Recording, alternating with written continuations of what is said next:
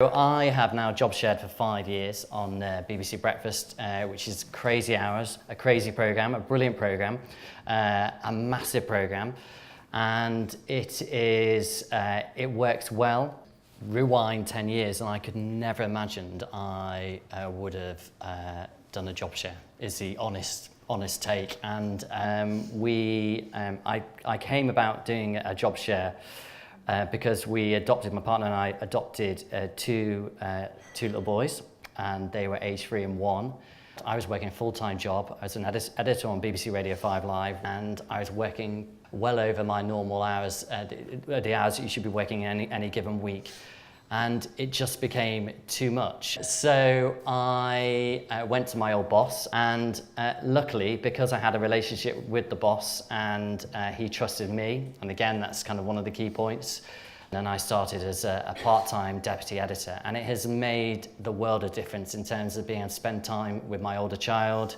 And we're now at a stage where he's come on leaps and bounds, and I could go full-time, but actually the life I have is just great. It's just a great, it sounds really smug. I love it. I love the fact that I had this job, which is, it's really exciting.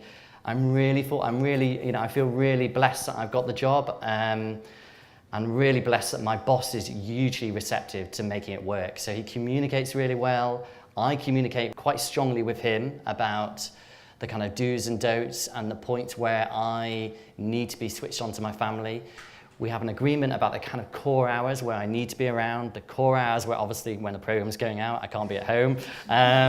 We have a really good understanding, and that open relationship has really, really helped.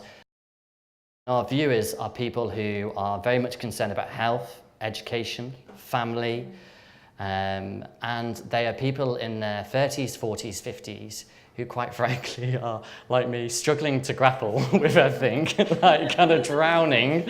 I think that having two people who are living that life to some degree is really helpful when you are pitching ideas, thinking about treatments for your programme. So I'd like to think our output is boosted by job shares as well. My boss, the thing that he has been most surprised about is that, and we hadn't really thought about this, was the fact that he has two people to bounce our ideas off. And for him, that's such a massive thing. I think I got my job share because I knew my boss and we had a good kind of working relationship, and my job share is amazing. She's brilliant at her job. The test, I think, for the BBC and all organisations is for people, recruiting people who don't have that relationship. And I think that's the big shift in culture that we need to tackle. And I know the BBC, if they were here today, they would say they're trying to tackle that. They've got the job share register in BBC News, which is starting to have an impact.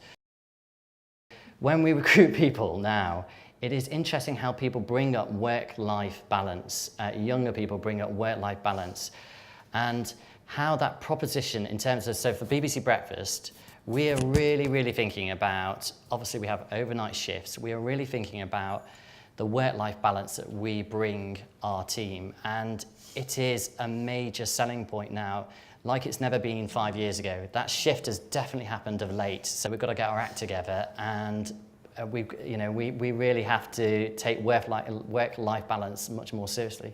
Yeah, I mean, there's 1,000 people doing part-time in BBC News, and there have been very, very few problems with that. 1,000 people, a third of those are blokes, so the shift is happening for part-time working.